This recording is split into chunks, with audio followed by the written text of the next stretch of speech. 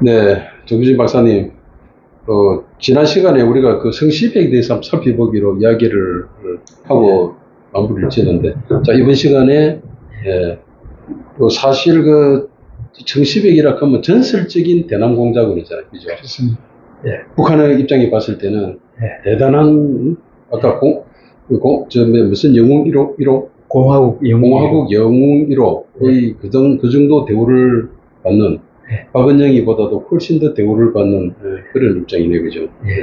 성시백의 최후에 대해서 성시백이 어떻게 죽었는지 한번 말씀을 좀 잘 해주시죠. 네. 그래서 지금 그 북한에 그 우리나라 국민묘지같이 애국 열사정이라고. 혁명 열사령 있고 애국 열사령. 아, 그렇습니까? 애국 열사령이 더 혁명 열사령이 더 높고. 높습니까? 애국 열사령은 우리 남쪽이라든지 협조해가지고 한 거고, 혁명 열사령은 북한을 갖다가 세울 때 최고 공화국 영웅이라든지 이런. 애국 열사령은 대남 관계. 아, 그렇습니다. 그래서 이제 우리 모란봉 묘지 같은지 좌파들 우리 묘지 있잖아요. 그런 것처럼. 그래서 그러면 그게 뭔데, 일단은 그렇게 애국 열사령이지 혁명 열사령일 겁니다. 나중에 그건 한번 확인해 보시죠. 거기 이제 성시백의 묘가 있는데 시신이 없는 거예요. 거기 이제 그래서 가묘를 해놨다는 거예요. 가묘. 시신이 없나? 성시백의 묘인데 시신이 없다. 그래서 이제 그나마 성시백이 남한에서 활동하다가 6.25 전쟁 한 달 전에 잡혔는데 어떻게 죽었느냐. 그게 지금 미국에 남았다고 전무 시간에 말씀드렸지 않습니까? 그런데 여기에 대해서 상당히 중요한 실마리를 풀 수 있는 정언이 나왔어요. 그게 이제 1997년 2월 달에 북한의 이제 노동당 중앙위원회 주체사상 연구소장 황장엽하고 그 소장 서기하던 이제 비서죠.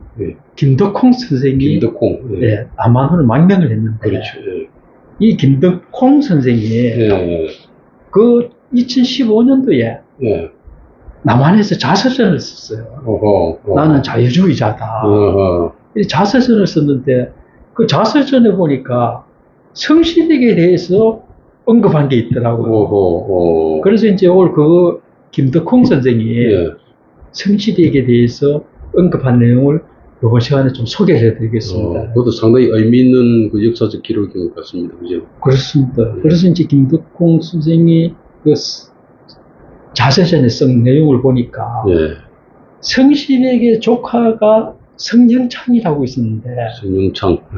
그래서 이 성영창하고 자기하고 김덕홍하고 김일성 종합대 정치경제학과 동기였답니다. 동기라서 대학 다닐 때부터 잘 알았는데 그 대학을 졸업하고 서로 소식이 없다가 1989년도 그때 어느 날 이제 노동당 중앙위원회 군회의에서 우연히 성영창을 만났다는 거예요. 김덕홍. 그 김덕홍 자서전에 보니까 이 노동당 중앙위원회가 북한의 권력의 집산지더구만. 그렇죠. 제 신세들만 그거 다 노동당 중앙위원회, 그것도 중앙위원이죠. 권력의 핵이 되고. 핵이죠.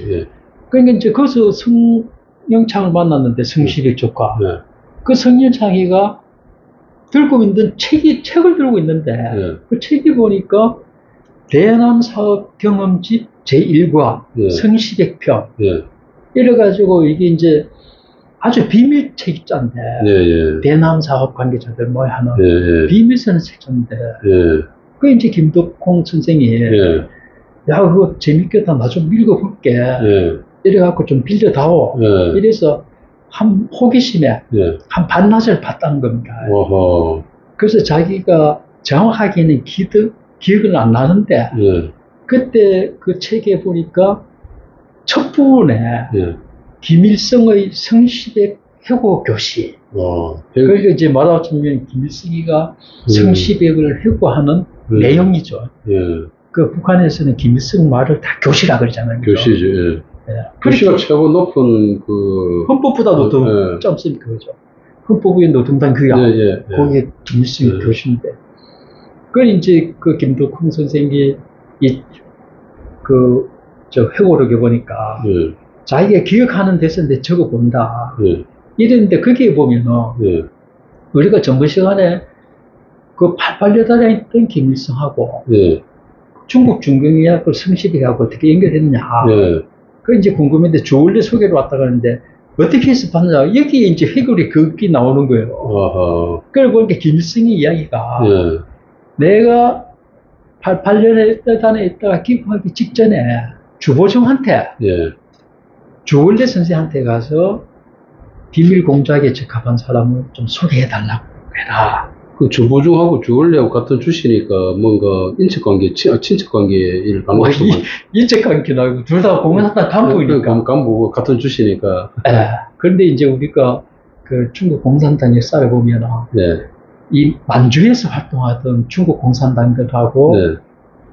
나중에 이제 일제가 그 중국 본토로 처음 들어가면서 중국 공산당이 막 벌어지지 않습니까? 네. 삭대하잖아요. 네. 그래 모탁병은 총을 울러매고 그 행진을 천리 행군을 해가지고 연안으로 기어들어가잖아요. 예, 말리. 네. 연안에 기어들어가서 움츠려가지고 세력을 다시 확장하지 않습니까? 그 파가 있고 네. 완주에서 활동하던 빨치산들, 중국 파가 빨치산들은 있고, 소련으로 넘어가는 거예요. 살라고. 소련파. 네. 그래서 소련파, 연안파가 생기네, 그죠? 네. 그 소련파 연안파는 우리가 이제 하는 우리가 거고 짓는 거고. 중국 공산당들도. 네. 그래 주보중은 소련용으로 넘어가니까 네. 중국 공산당 본부의 지령을 받아야 될 거 아닙니까? 이 소식이 끊긴 거예요. 그러니까 그 당시에 극동 소련군 정찰부대에서 네. 우리가 연기시켜줄게. 연안하고. 이래서 포섭의 수단으로 그 이제 그 중국에 그 자기들도 이제 대국이다. 이래갖고 소련 애들하고 말을 잘 안 들으니까 그때 극동 소련 서로 경쟁 관계에 정찰부대에서 야 우리가 그 본부하고 연결될까요?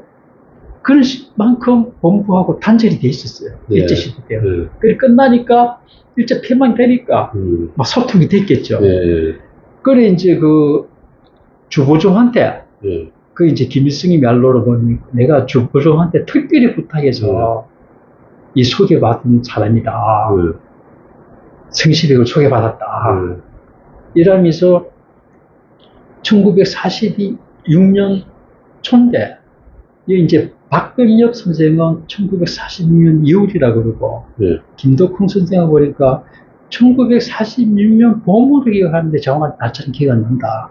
그때 주얼러가 소개한 성시백이 김일성 집에 왔다. 그래 성시백은 주얼러의 초청을 받고 박병엽 선생이 보면 주얼러가 이 사람을 초청한다 해서 추천서를 써줬다는 거예요, 성시백한테. 그래서 성시백이 부산을 거쳐서 올라갔다는 거예요, 평양에. 평양에? 아무튼 1946년 초에 김일성 집에 있는데 그 김일성 해고에 보면은 김일성이 출근을 하면서 마누라 김숙성이한테 나한테 귀한 손님이 찾아올 거다. 찾아먹으면 집에 잘 모셔다. 이 양반이 비밀 요원이기 때문에 남 눈에 안 띄게 아무도 모르게 올 거다. 이러니까 부탁을 하고 갔는데 저녁에 오니까 김정수가 손님 왔습니다. 제 안방에 있습니다. 그래서 보니까 성시백이가 와 있더라는 거예요. 그래서 그 처음 만났다는 거예요. 그래 만나가지고 4일 동안을 김일성 집에서 아무도 모르게 만나면서 그때 남조선에 어떻게 잠입하느냐. 잠입해서 남한 각국의 정보망을 어떻게 구축하느냐. 이 문제에서 둘이가 상의를 했다는 거예요. 그래서 4일 동안 이제 상의를 하고 성시백이 떠나던 날 김일성하고 성시백하고 오늘이 대남 공작을 시작하는 날이다. 이 뜻깊은 날이다. 그러니까 이 날을 대남 공작 사업 개시를 정하고 남조선 혁명이 완수될 때 그때까지 매년 기념하기로 하자. 이래서 북한에서는 그 성시백이 남한으로 떠난 날을 대남 공작 사업 공부의 기념일로 정한답니다. 그 이제 남조선 혁명이 완수될 때까지는 남한을 공산화시킬 그 순간까지 이렇게 하자 이렇게 됐다는 거예요. 이 부분도 상당히 의미가 있는 거 아니에요? 그렇죠. 역사적으로 계속 연구할 가치가 있는 부분 같습니다. 그렇습니다. 그런데 이제 그것도 이제 김일성 회고에 보면은, 예. 그 김일성이 또 이제 보고받은 걸 보면은, 6.25 전쟁이 일어나자마자 그 남한 정부가 퇴각할 때, 예. 이승만 대통령이 특별히 지시하기를 예. 성시배기가 남한에 심어놓은 그 정보망을 예. 반드시 찾아내야 된다. 어허. 그 성시백은 부산으로 압송해라. 예. 이래 지시를 했답니다. 그렇다 그러면 이승만 대통령은 그 당시에 성시백의 존재를 알고 있었다고 봐야 되겠네요. 당연히 그 상해 임시정부 시절부터. 그렇습니다. 언제 기회 되면 네. 이승만 대통령의 정보적 감각, 네, 정보적 감각, 예, 비밀 정보 활동의 중요성, 네. 여기에 대해서 좀 정리를 해서 우리 구지TV, 네. 김창호 박사님 네. 구지TV에서 네. 노력을 많이 하시는데 제가 한번 정리해서 소개를 해드릴게요. 저도 지금 중간에 생각이 나는 게 이 이승만 대통령이 해방될 그 당시에 우리나라의 국민들 70%가 그 당시 여론조사가 뭐 정확하지 않겠지만 어떻든 간에 70%가 사회주의를 선호한다고 했는데 이승만 대통령은 그 당시 자유민주주의를 선택을 했지 않습니까? 그렇습니다. 그 선택하는 그 어떤 그 의지, 기조, 사상 여기에 대해서 좀 우리도 연구를 좀 더 이렇게 보완할 필요가 있을 것 같다는 생각이 많이 들거든요. 예, 그 부분은 전번에 저희가 구시TV 시작한 초창기에 대한제국 말기에 미국으로 건너가서 그렇죠. 그때도 많이 이념적 기반이 됐고 그리고 이분은 이제 개신교, 기독교를 통해서 종교적 가치관도 있고 그리고 이제 이분은 전략정보국이라고 OSS 가는 미국 정보기구에 거기에 우리 동포들을 재미교포들을 해서 공작원에서 항일운동에 전개했던 사람입니다. 정보. 그리고 이제 김일성은 극동성병군 정찰부대가 만든 88대단에서 정찰교육. 그 북한 용어로 정찰이지 말하자면 스파이 교육이죠. 그렇죠. 게릴라 교육을 받아가고 이승만 대통령은 그 전략정보국하고 그런 이제 정보 정책을 논의해서 계속 그걸 알고 있었답니다. 그래서 해방 공간에서도 그 OSS하고 우리 광복군 제2지대 이범석 장군이 하는 광복군 제2지대하고 독수리 작전이라는 한반도 침투 공작을 그 중경 그 근처 서안에서 그 해방이 되기 전에 했거든요. 그래서 이건 조금 전에 이제 우리가 이제 성시백을 이제 우리가 놓고 우리가 이제 살펴보면서 그래서 성시백이란 이런 그물 간첩을 상해 임시정부나 그 당시에 그 활동한 걸 모르는 거죠, 그죠? 근데 성시백이란 인물을 그 당시 정확하게 알고 있었다는 게 지금 이승만 대통령이 아까 6.25 전쟁 그 피난 와중에도 성시백을 부산까지 압송을 하라고 하는 그런 강력한 메시지는 성시백에 대해서 정확히 알고 있었다고 봐야 되는 거죠. 그러니까 그때는 이제 이 성시백이가 여기서 이제 한 달 전에 첩보되니까 112명이나 근거가 됐잖아요. 그렇죠. 이승만 대통령 놀랄 납니까? 이런 간첩이 있었나? 이래 갖고 이제 그 이승만 대통령 봐서는 그 성시백이가 꾸려놓은 간첩망을 일망타지 않으면 정보가 전복되니까. 그렇죠. 그러니까 이제 반드시 첩보라 이렇게 지시를 냈다는 걸 김일성이가 보고를 받았다는 거예요. 김일성 그 교시에 보면은. 그런데 그 김일성이 말로는 성시백이가 어떻게 죽었느냐. 그 부산으로 압송해가는 비행기 안에서 비행기가 열차? 비행기로 싣고 가는데 그 비행기 안에서 비밀을 지키기 위해서 숟가락을 입속에 집어넣어가지고 자결을 했다는 거예요. 그 지키기 위해서. 그렇게 김일성이가 걔나 높게 사가지고 이런 사람이 어디 있는가. 그래서 자기가 그 후로도 남파 공장원에 내려갈 때마다 공장원한테 성시백이 시체 좀 찾아가라. 시체를 못 찾는다. 이렇게 계속 지시를 했는데 못 찾다 그러면서 내가 평생이 아니다. 그렇게 이제 그 대남 사업집에 써놨다는 겁니다. 김덕홍이 읽어보니까. 그러면서 성시백 가족은 끝까지 우리가 돌봐줘야 된다.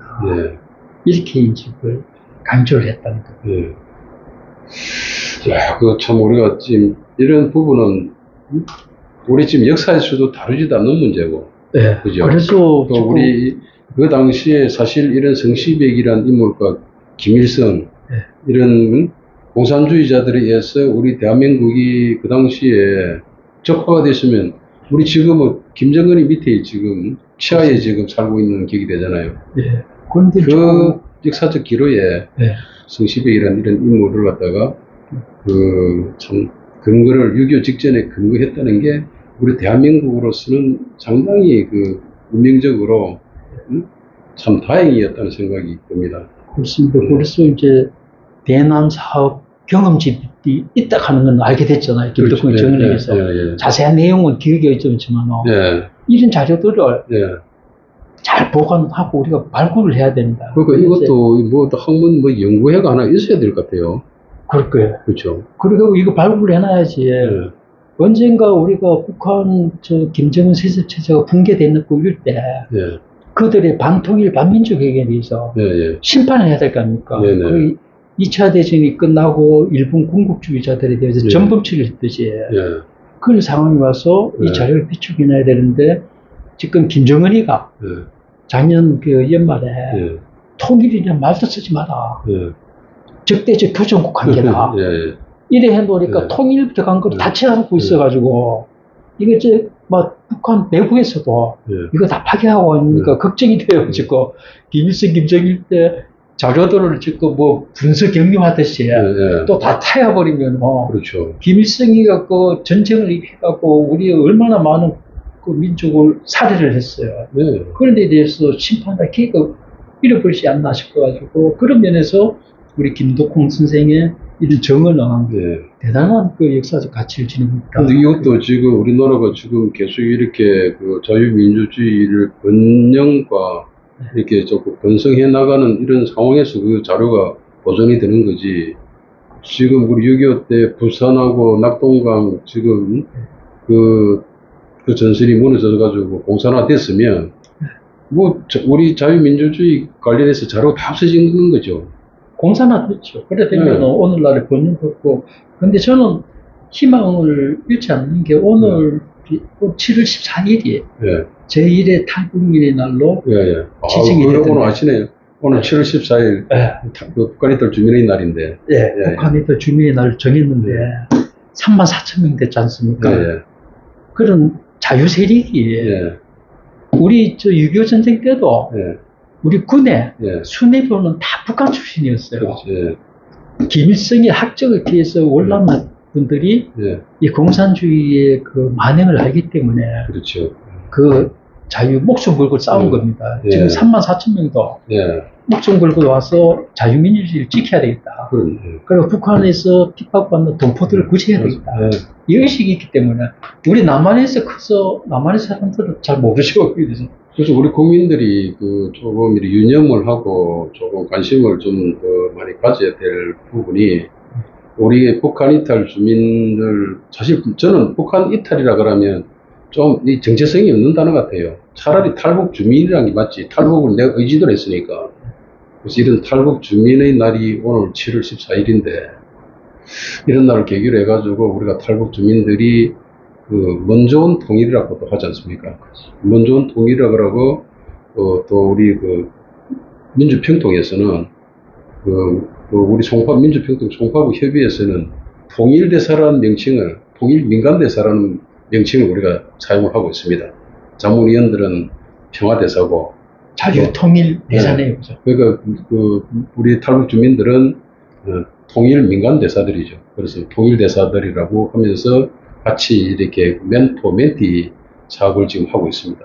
그런 가운데 이런 우리 탈북 주민들이 지금 오는 이런 뿌리, 이런 역사에서 거슬러 올라가면 우리가 지금 이 해방 공간에서 이런 성시백을 만나게 되는 이런 그게 이제 흐름이 되겠습니다. 그죠? 탈북민들은 네. 자유통일대사인데 네. 성시배가 네. 공산화 통일시키는 1호 북한 의미 있는 날에 의미 있는 인물을 공화국 살펴봤습니다. 공화국 영웅 1호. 공산화 통일을 네. 하기 위해서. 그래서 이런 성시백 거물간첩에 대해서 그래도 또 김덕홍 황장엽 선생하고 같이 월남한 김덕홍 선생이 또 이렇게 또 저 기록을 또 남겨준 부분 상당히 또 의미가 있는 것 같습니다. 아마도 이게 그 바람은 앞으로 우리 이런 그 해방 공간의 정보 역사에 대한 연구회를 한번 만들어서 계속 우리 젊은 학자들이 또 이렇게 계속 공부할 수 있는 그런 어떤 계기가 되었으면 좋겠다는 그런 생각이 듭니다. 자, 이번 시간은 여기까지 하도록 하겠습니다. 네, 알겠습니다.